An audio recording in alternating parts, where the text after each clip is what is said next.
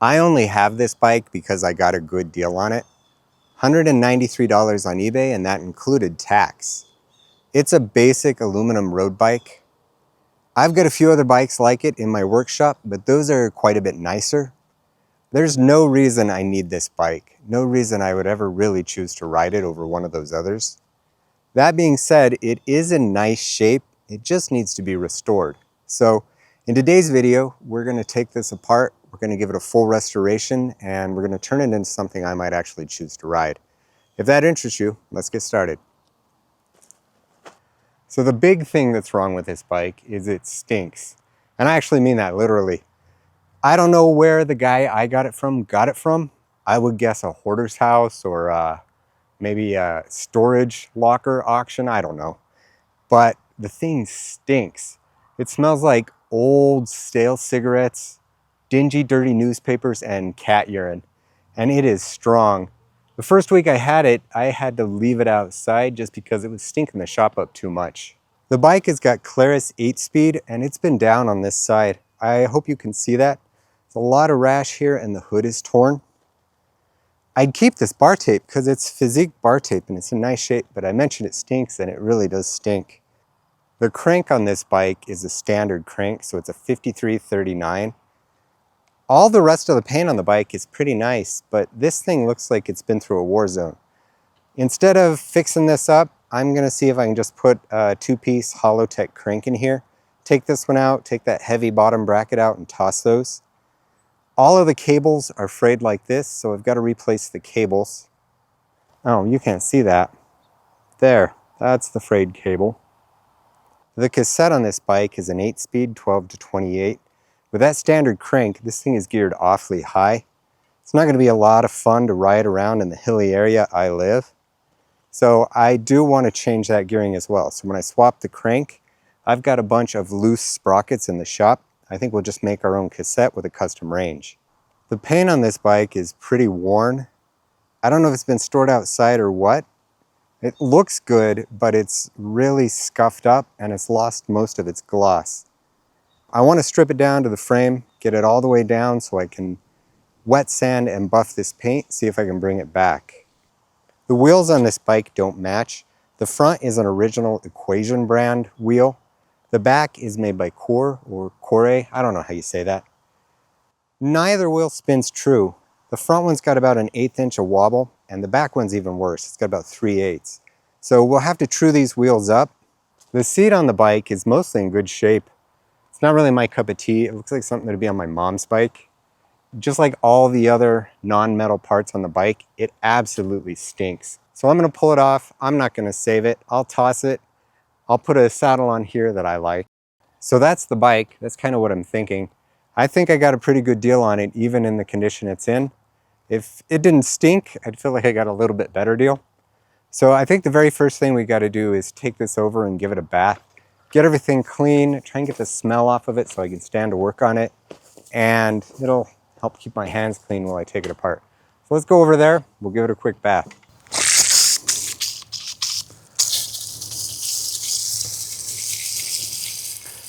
I'm just going to use dish soap. There's no point in using a really fancy soap when ultimately I'm just going to polish the paint anyway.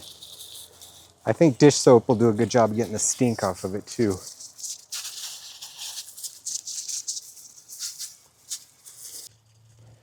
Oh, we're missing a spoke. I didn't even know that. That's probably why it's got a wobble. The big downside to recording projects for YouTube is I can't have music playing while I'm doing it. I don't want to get a copyright strike. So for today's video, because I'm doing this for me, I said screw it and I put on some good music. Unfortunately, that means I gotta cover that up. So enjoy this sweet 80s synth while we take this bike apart.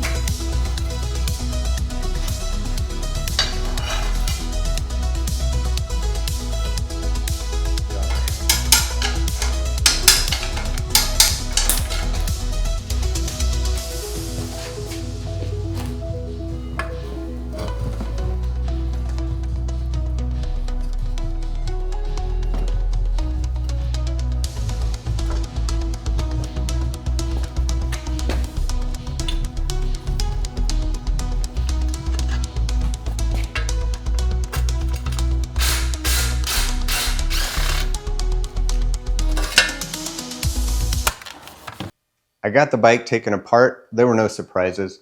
The bottom bracket is worn out. The bearings are shot in it, but I don't plan to use it anyway, so that's not a big deal.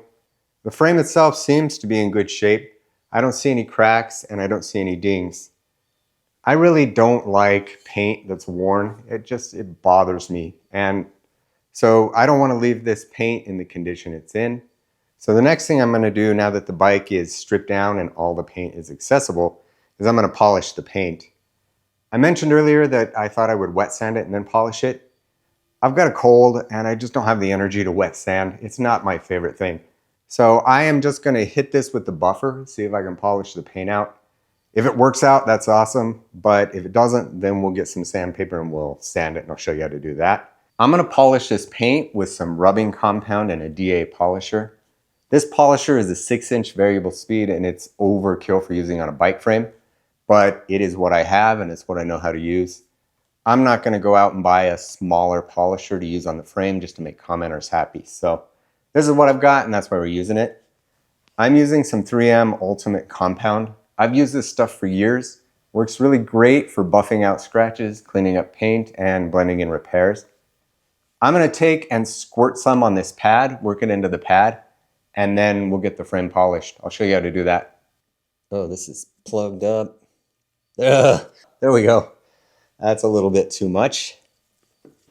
Before I polish this, I just want to make sure it's actually really clean. So I'm using some isopropyl alcohol.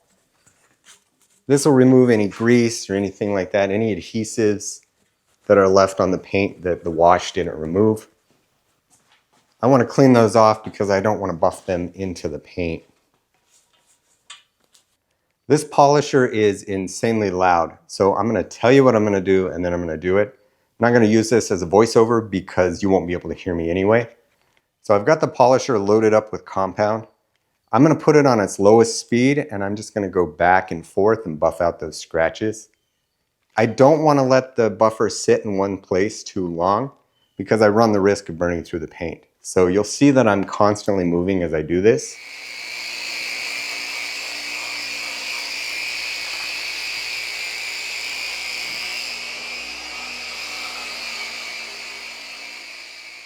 The paint buffed out really nicely. I'll probably add some fancy zoomed in overlay or something so you guys can see it. You don't have to take my word for it.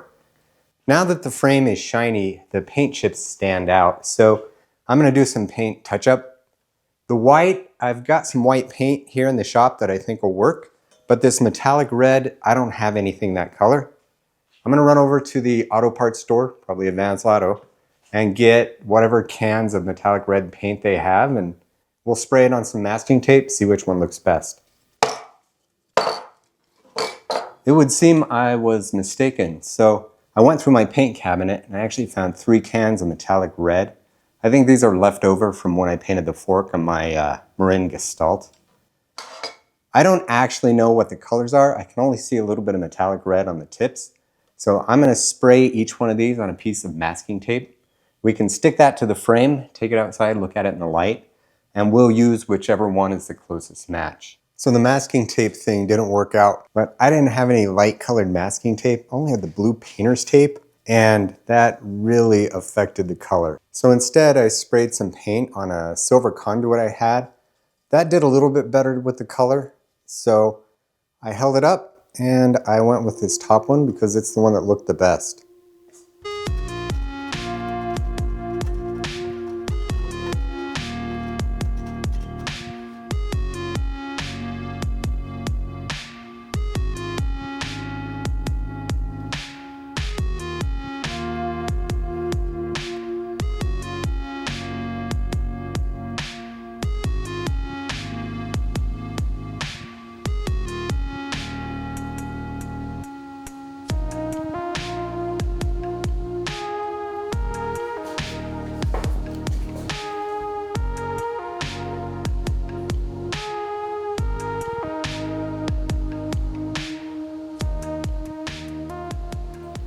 The touch-up paint has had a chance to dry, so now I'm going to take the buffer, I'm going to go over and I'm going to completely rebuff the frame, and this will sort of blend that touch-up paint back into the original paint. Should help the repairs disappear.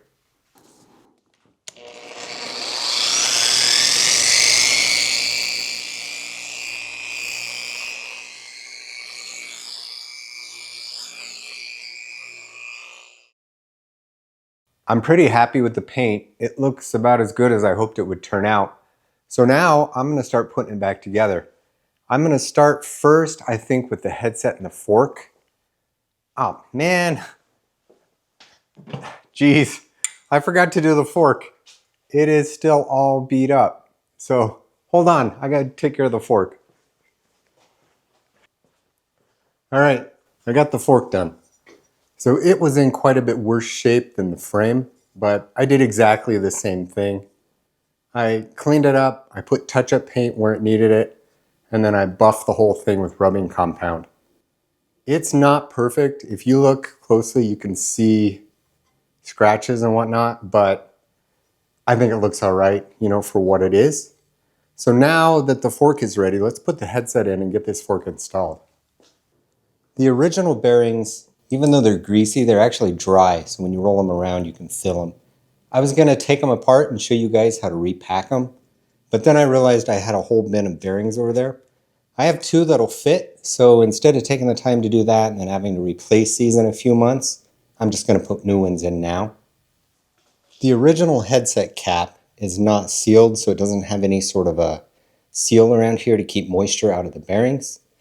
I've got one, it's a little taller, but it has an integrated seal. So instead of using that, I'm going to replace it with this taller one. And because this cap has a different distance, so the distance from here to here is different, I'm not able to use the original conical washer.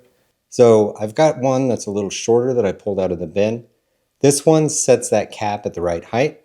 So basically, I'm replacing the headset. I did a test fit, and when tightened down, there's a little bit too much pressure on the seal on the top. So I'm going to install a shimming washer when I put this together. So we're going to put the fork in, the lower bearing, slide that up through, and then we've got the upper bearing. And this, I don't know, we'll call this a preload washer, I guess. I bet it's got a name. Somebody in the comments will tell me for sure. Then the shimming washer, if it'll go on there. And then the top cap. And darn it, the stem is all the way over there. When I let this go, it's gonna fall out. All right, hold on, I gotta go grab that stem. I'll tilt this up. I've got it tipped up so the fork doesn't fall out. It wanted to slide out when I had it set the other way. You saw it. So I am using this IBIS stem. The stem that was on the bike was an 80 millimeter, and I know from my other bikes that I prefer a 56 with a 100. So I had this one in my parts bin. I pulled it out. I think it'll work. This stem is thick enough that I can only fit about 15 millimeters worth of spacers. So I've got 15 millimeters worth of spacers. And then the preload cap that was on the bike was all chewed up. I don't know what happened to it. I've got just this generic black one. I think it'll look just fine. I think it'll look better than the chewed up one, that's for sure. So I'm going to tighten this down and preload these bearings, and we'll just double check to make sure it spins. And then I can tighten the stem down. Yeah, so everything I just told you about that stem is completely wrong. So the stem that was on the bike, it wasn't an 80, it was 100. And I went and looked at my other Century, it's also a 56, and that bike's got a 90. So the stem that was on it was 100. The stem I really want to have on it is a 90.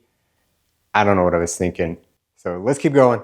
This is the original stem. It's a 100 millimeter stem. All of my size 56 bikes I have, I run a 90. So I dug through my stem bin over there, and this was the only 90 millimeter stem I had. I don't like the branding, and it's laser etched. I'm going to take this stem and sand it down and go outside and give it a coat of paint.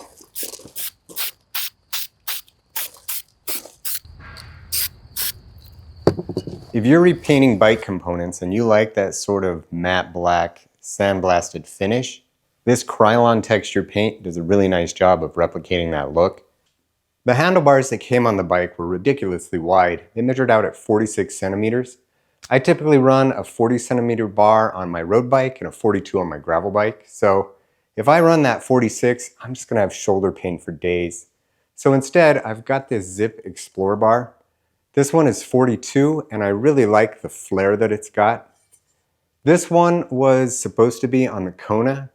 I actually told you guys it was in that video, but if you look closely, I never actually got it installed. That's because I ordered this, but it didn't come in time and I wanted to get that video out. So I've got it. It's not on the Kona. I'm going to put it on this bike. God, so much time on this video is spent with just me tightening bolts. I think that's slightly less interesting than the paint drying channel. Okay, I made that up. I don't know if there's a paint drying channel, but I wouldn't be surprised on YouTube if there isn't a paint drying channel. That'll give me something to look at later. So I'm going to tighten these down and center them, and I want to initially align them so that the drops are level with the ground. Once we get the bike on its wheels, I will sit on the saddle and I'll figure out where that goes. I'll show you how to final set the bars so you get them in the right spot. That impact that rashed up that right side lever, it must have been pretty hard. So when I pulled the tape off, there's a giant bit of rash on the edge here and it's sort of bent inward. But then when I was looking at the bars, I realized this side is bent this way. So I got a square, and if I lay it across the bars here, so we'll just do one side. So you can see there, this side is square, so it's hitting the drops just like it should. But if I flip it around, do the same thing here, and I hope you can see that. This is bent inward about 10 millimeters. So it's a good thing these bars were too wide, because if I went to use them and I didn't notice that, it would have driven me crazy when I did figure it out. The components I pulled off that bike are relatively in good shape. They were really dirty, so the first thing I did was put them in the ultrasonic and I gave them a good bath. The ultrasonic is great for that. It gets the dirt out of places I can't reach, and it's super easy. I don't have to do a lot of scrubbing.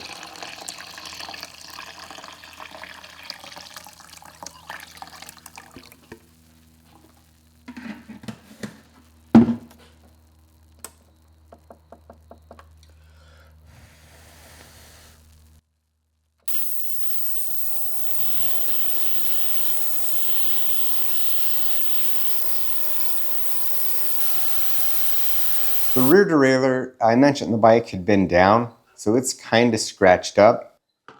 The jockey pulleys are also super stiff. So I'm going to take this apart, pull the pulleys out.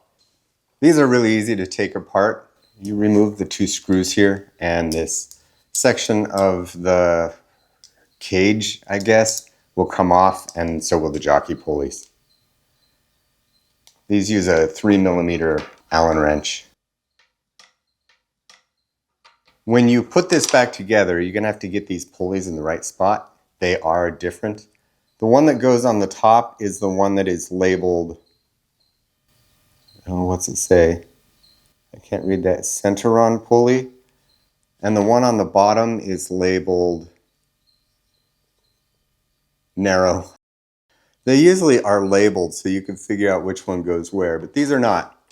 So this one here that says center-on pulley goes on the top, or it goes up near the spring hinge.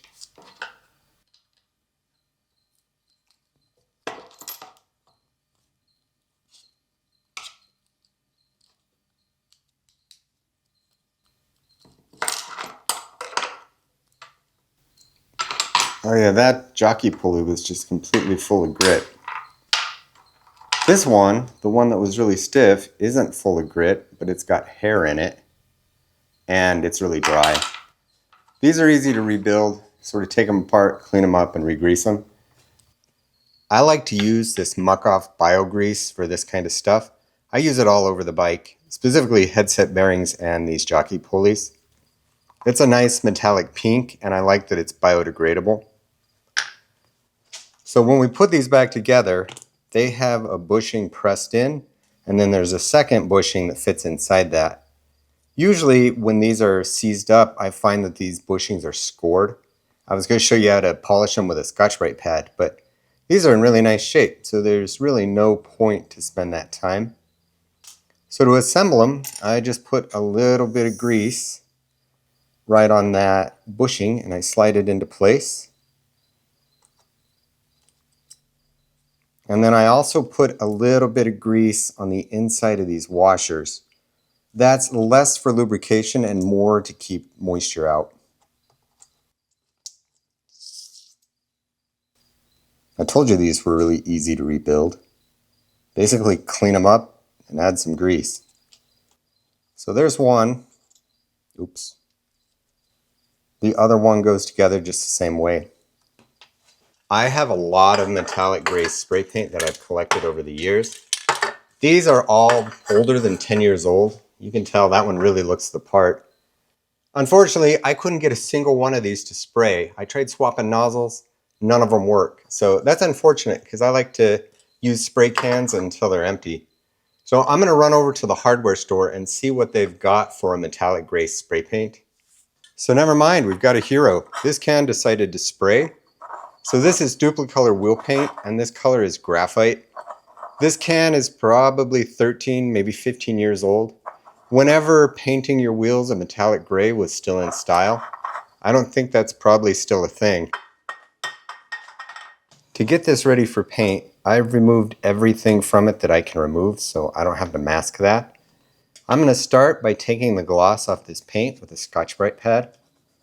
That will remove the gloss and it will give that clear coat something to bite into. I'm only going to do this on the parts I want to repaint. And I don't want to repaint this link because it's got the nameplate on it and that would be awfully tough to replicate. So I'm going to scuff this to remove all the gloss.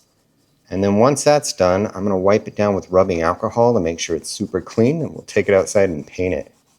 So I've got this all masked. I didn't record it because masking is about the worst part of painting. So now I'm going to take this outside. I'm going to give it a coat of graphite paint.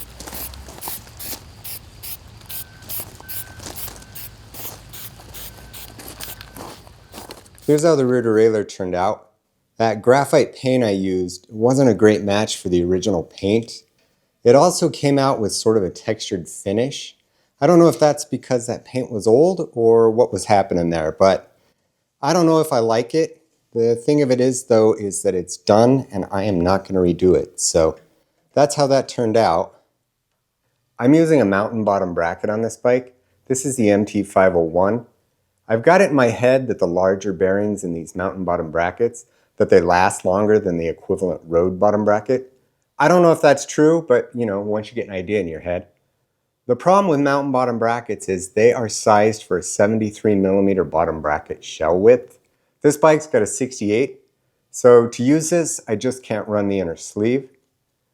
I know that some of you are going to think that's a big deal, but it's never been a problem for me. Oh, I gotta face this. This bottom bracket shell, it's a little gouged up right here. I don't know if somebody got carried away with a tool or what, but I am gonna face it just with a steel block and some sandpaper.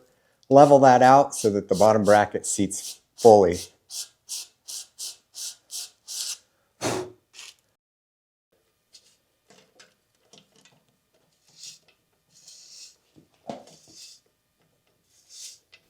I like using this tool over a wrench or the ratchet simply because I can feel the threads and I can feel that they're going in straight.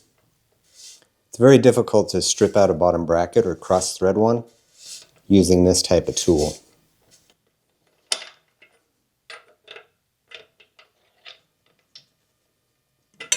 This is the crank I'm using.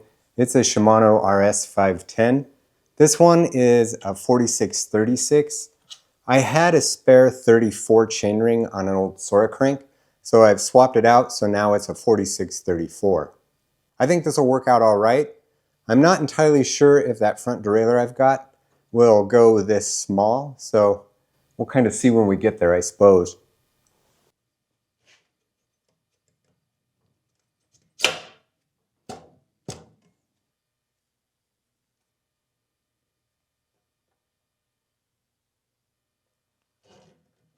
All right. I'm going to torque these bolts to 13 Newton meters. It's not called out on this arm, but every other Shimano crank arm I've ever done has been 12 to 14. So I'm going to use 13. I'm going to do this in a couple of stages.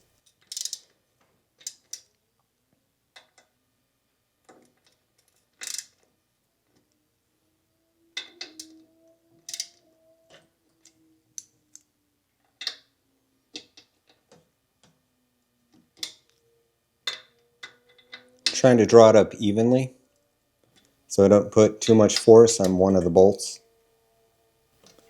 And it gives me a good even clamping force.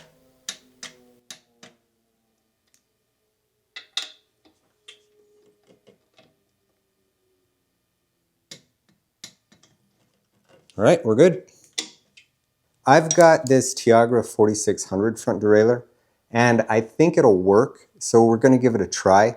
If it doesn't, I may have to find a Claris front derailleur and use that instead. But we're going to give this a shot, see if it works. I'm not sure that this derailleur is going to be able to go low enough for that 46 tooth chainring, but we will see in a minute. It does sit a little high. Well, we'll give it a shot. All we can do is try it, right? I was going to use the seat post because it looks to be in good shape. The decals are all scratched up, so I used some acetone to remove those. I then took a look at the seat clamp. It is missing one of its mounting bolts. So I dug through my hardware bin, and I'll be damned if this isn't an M7. So where I live in the United States, M7 by 1.0 is not a common size. So I don't have anything that'll work here. I've got plenty of M6s, plenty of M8s. So to use this clamp, I'm going to have to order some new bolts. So for right now, I'm going to just take this clamp and put it in my stash over here, and I'm going to use a different seat post. I've got this seat post. This is a Zip service course seat post. It's got 20 millimeters of setback. I pulled this one out of the bin. I can use it temporarily until I get the hardware for that original post. So I'm going to use this one. And then I've got this giant Fleet saddle. This was on my podium. I pulled it off after I crashed it because I rashed this up really bad. I think it's all right for now. I can live with this rash until I can find a better saddle. So I'm going to use the Zip post and the giant Fleet saddle. The downside to this seat post is these are notoriously difficult to make adjustment to because the second adjustment bolt is buried way up in the head. The original calipers, these are Tektro calipers. They've got quite a bit of rust on the hardware. Like I mentioned, this bike has been stored outside. The brake pads are also worn at a taper, so they've been poorly adjusted. I was going to buy a set of cartridge pads for these and restore them, remove the rust with some phosphoric acid. But I found a set of SRAM Rival calipers in my parts bin over there. These came off of my Langster. These have a near new set of pads, and they're actually about 40 grams lighter per caliper than these original Tektros. So instead of wasting my time and any more money on these, I'm just going to use the Rivals. I went to buy new hoods for these old Claris shifters, and I discovered that for only about $20 more, I could get a brand new set of shifters. So these are the latest model Claris. These are still 8-speed, but instead of having the cable stick out of the sides of the shifters, these route down and under the bar tape, just like every other modern Shimano shifter. So I like these a lot better, and for the price difference, it's kind of a no-brainer. I'm going to install these just temporarily, and then I'll come back once the bike is down on the ground, and I'll figure out what the height really needs to be. I'll show you how to determine that and how to set it in just a moment. Before we can adjust the location of the shifters, we need to make sure the handlebar is in the right spot. So I'm going to loosen up the stem just a little bit here to where I can move the bars.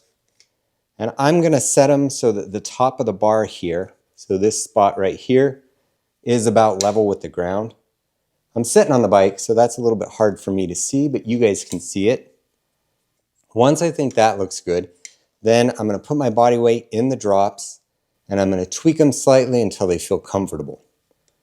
And I think I like them right there, so I'm going to tighten them down. Then to adjust the levers, loosen them up so that you can move them up and down. And the way I do it is I set them up so that when you're looking at it from the side, that this is straight up and down, it's perpendicular to the ground. So on this bar, you guys can see that better than I can. Somewhere about like that maybe. And what I'll do is after I think they're good, I'll sit on it and I'll fine tune them. So once I know where I want it, I tighten it down, and then I look at this pattern here, and I'll make sure that I set the other lever to where it's the same. And then looking at it from above, I like to set the levers so that they are tilted inward ever so slightly. I think that makes it a bit more comfortable. So I will keep this as a starting point. What I generally do is I will ride the bike for about 100 miles with no bar tape. That way it's really easy to tweak these, make changes as I need to. I had discovered when I was washing that front wheel that it was missing a spoke. I took a closer look at the tires and they don't have a lot of wear, but they're completely dry rotted all the way around the circumference, and I'll show you that in a minute. So since these wheels are damaged and they're missing a spoke, and since the rear wheel doesn't match and it's got a wobble, I ultimately decided it really wasn't worth my time to try and save and reuse these old wheels. I got a set of DT Swiss, these are R1650s. These old DT Swiss rim brake wheels, the ones that are only 10-speed compatible, and you can pick these things up cheap. So I got the wheels for $100, I think it was $30 shipping on eBay. And then the tires are American Classic, these are Timekeepers, and they were $30 a piece. So instead of spending the time and energy to try and recondition those old wheels, I just put these on. They're much better wheels and they're considerably lighter. This is my spare parts bin full of cassettes and sprockets. I'm going to dig through here and see if I can find something that's got 8 speeds on it. There is a lot of stuff in here. I have been collecting bike parts for many, many years. So here's what I found in my bin. I've got this, which I think is a genuine 8-speed cassette, but it looks like at some point I stole the 34 and I put a 36 in here. I don't want to run a 36, so that jump from 28 to 36 would be really high. This is just a collection of spare sprockets. The finishes don't match, so I'm assuming I just bundled these together to keep them together. But there is a 32 tooth here. It's not the highest quality sprocket I've ever seen, but I think I'm going to use this 32 with the rest of this and just put this 36 back in the bin. So that'll give me an 11 to 32 8-speed, which I think will be better than the 12 to 28 that's on it now.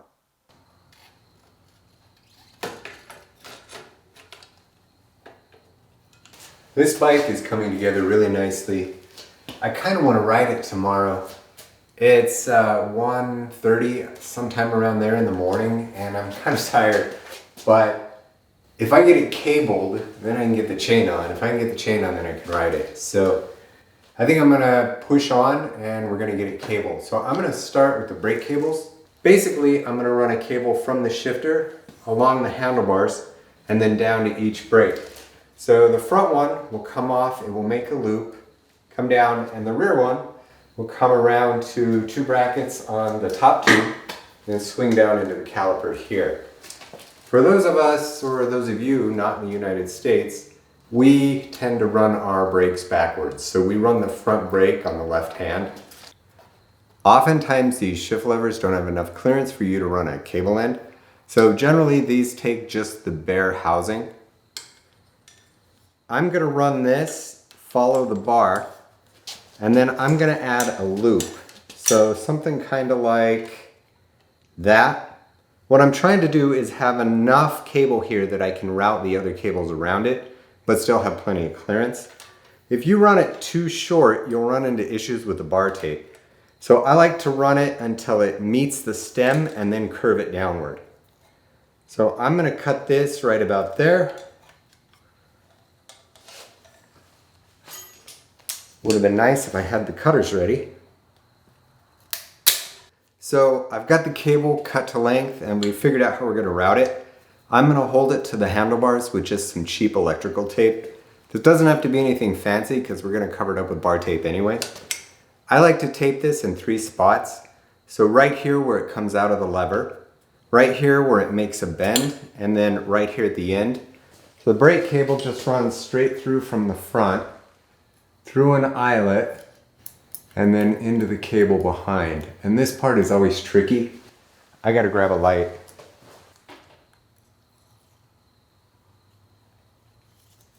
All right. And then I like to squeeze the caliper together just a little bit so that I can kind of preload that cable. Otherwise, you'll end up doing a lot of barrel adjustment. So I usually cut the cable to about the same length as the caliper. Everybody does it different. I'm sure the comments will tell you why I'm wrong. But I'm gonna cut it right here. And then I'm gonna crimp on an end. I just use regular crimpers. The cable cutters have a crimper in there, but I don't like the look of what it leaves. These do a really nice job. And I like to orient the crimp so it runs the same direction as the tire. And then when I install the one on the back, I'll make it match. So that brake is cabled and it does work. We'll adjust it in a little bit so the pads actually contact the rotor correctly, contact the rim correctly. But the front one's done. Let's go and we'll do the back. So I just did that whole brake sequence with the mic off. So I'll go back in later and do that as a voiceover.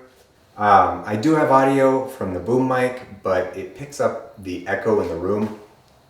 So when this is put out, if you notice some weird stuff with that audio, that's what happened. I forgot to turn the mic on. The camera battery is flashing at me, which means I have like 3 minutes of battery left. So I am not going to be able to show you the rear brake, and I do want to get that on tonight. So what I'm going to do is install that, and then after I charge the battery, I'll show you guys how it went.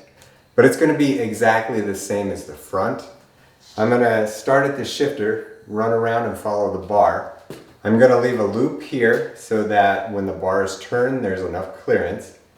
And then the cable will run along the top tube and into the caliper.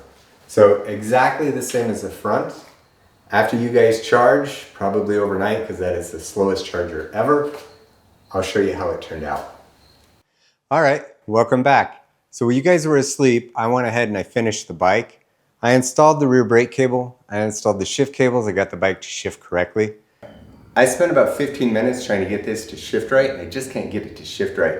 So the first thing I noticed is there's quite a bit of sag in this chain. So I think I need to take 2 links out of it, so I'm gonna do that.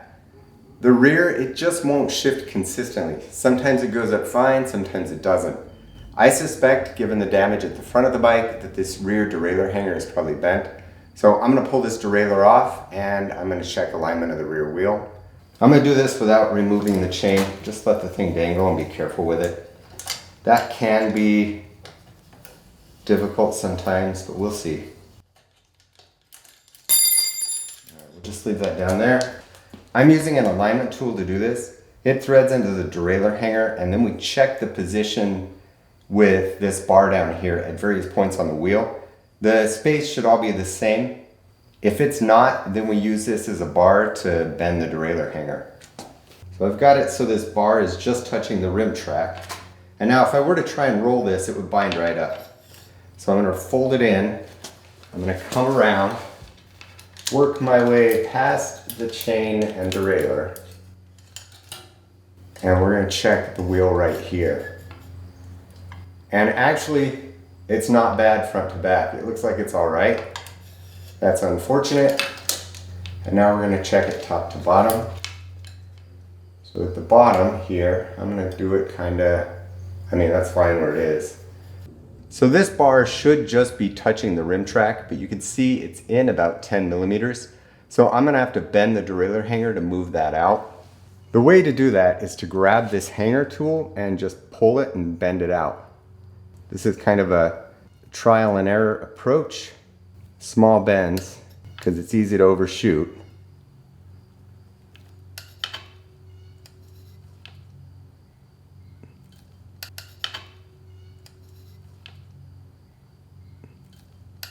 All right, so it's just touching the rim track. Let's check it at the top. So when we come to the top, we've still got quite a bit of clearance here. So I'm gonna bend it that way, push it towards the rim. And we're gonna try it again. That might be close enough.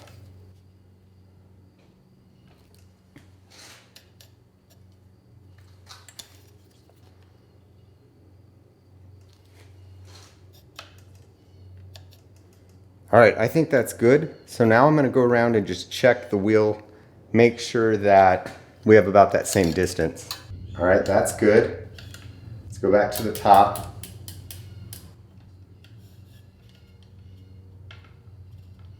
That's good. Let's go to the back.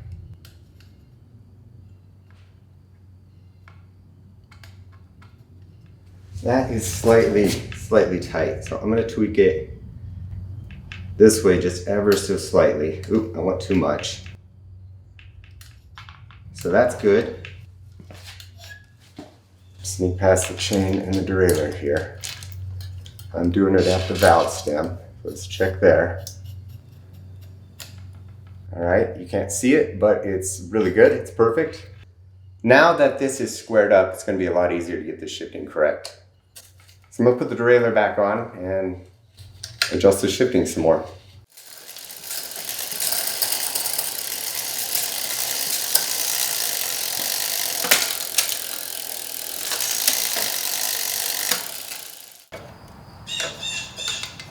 Oh, Squawks McGee, you're back. I missed you, buddy. That bird is in every video I've ever made. Somewhere in the background it's squawking. It's that one and it's the magpies. They're both pretty bad. I'm happy with the position of the levers, so I'm gonna go ahead and wrap the handlebars. I like to wrap my handlebars backwards, so I start in the center and I work my way down. When you do it that way, you don't have to use any finishing tape and it looks really clean and really neat. I really don't like spending money on bar tape. $44 for what is effectively foam rubber strips just seems absolutely ridiculous to me. So this bar tape that I pulled off is in good shape. It just stank. So what I did is I put it in a bucket with some dishwashing detergent and I let it sit overnight. I dried it out this morning and it actually smells just fine now. So I am gonna rewrap the bars with that same tape. Save myself quite a bit of money. Wrapping handlebars is like watching paint dry. Again, I should start a paint drying channel because showing you guys handlebar wrapping is gonna be super boring. Super boring. But it is what it is. So I'm gonna wrap these backwards. I'm gonna start about 4 fingers in. So kind of like that. Cover up this black tape that I put on here. So I'm gonna get these handlebars wrapped. You guys don't have to watch me. I'll show you the end result once it's all done. I really wanted it to be done so I could take it out today for a ride. Today is the 27th anniversary of the day my dad died. So he died August 30th, 1998. I like to get out August 30th every year and try and do something fun to keep my mind off of it. You would think after 27 years I would be over that, but I don't think that wound is ever gonna heal. So I took the bike out, I put 28 miles on it. I had a really good time. The bike rode really well, but there's some things I really need to fix that I did not like. The first one is that front derailleur, that Tiagra 10-speed derailleur. I knew this at one point in time, but I'd forgotten. You really can't use a 10-speed front derailleur with an 8-speed chain. All it did for 28 miles was go as it rubbed on that front derailleur. So I need to replace that front derailleur. I've got a Sora R3000 front derailleur. It's a 9-speed, but the cage is about 2.5 millimeters wider. So I think that one might work. Instead of trying to make another derailleur work, instead of wasting my time doing that, I decided it was probably better to get the right derailleur. I went to my local Jack's and they had a Claris derailleur in stock and it was cheap. It was under 30 bucks. So I am not going to install that Sora like I said I was. Instead, I'm going to install this Claris. I'm going to do it right. I think the correct routing for this is like that. Am I right?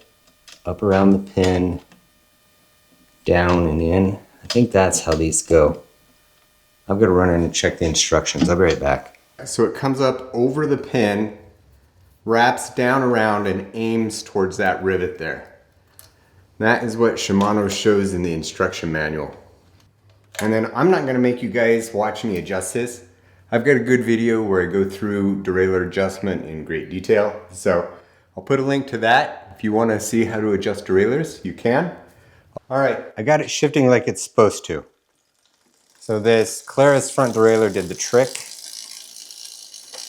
So we're done. Let's go outside. I'll show you the bike, show you what I built.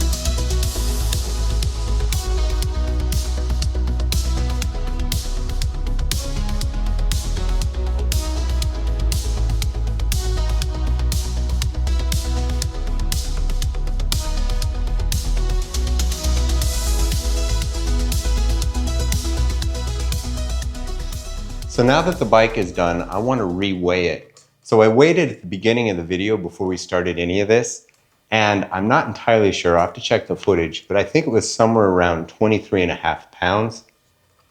So now, after all the work we've done, after the restoration or the rebuild, I suppose is what we really should call that, the bike weighs in at 21.05 pounds. So we shaved 2.5 pounds off of its weight. I think most of that came from the wheels and the crank, but that is now 2.5 pounds of weight I don't have to haul up a hill. I did record the shakedown ride in Strava, so if you're curious how the bike did, how I did on the bike, there's a link in the description below so you can check it out. There's this commonly held idea that buying an old bike like this and rebuilding it, that you'll save quite a bit of money over buying a new bike. I want to take a quick look at what I spent to do this rebuild. So I bought a lot of parts, but I also had a lot of parts on hand. If you add up what I spent out of pocket, it's about $560. If you include the cost of the parts I had, that's another $230. So that gets us to somewhere around $790, so we'll call that $800 if you have to buy all the parts that I put on this bike. I put about 50 miles on the Diamondback Century since I put it together. I think that's far enough to give you guys an informed opinion about what I really think. So if this was the only bike I own, I would be super happy with it. There'd be pictures of it in every Strava post, and I'd probably have something on Reddit telling you guys how awesome it is. Unfortunately, the 8-speed drivetrain is really holding this bike back. I don't know if it's the 8 speeds themselves or this entry-level Claris group set, but when compared to the 11-speed I usually ride, this thing feels like it's right out of a Model T. It's not refined, it's clunky, and it's slow to shift. Honestly, I don't much care for it. The other thing with this bike is it's got an aluminum fork. That fork, coupled with the stiff aluminum seat post and the 70 psi in the tires, that means that this bike rides really stiff.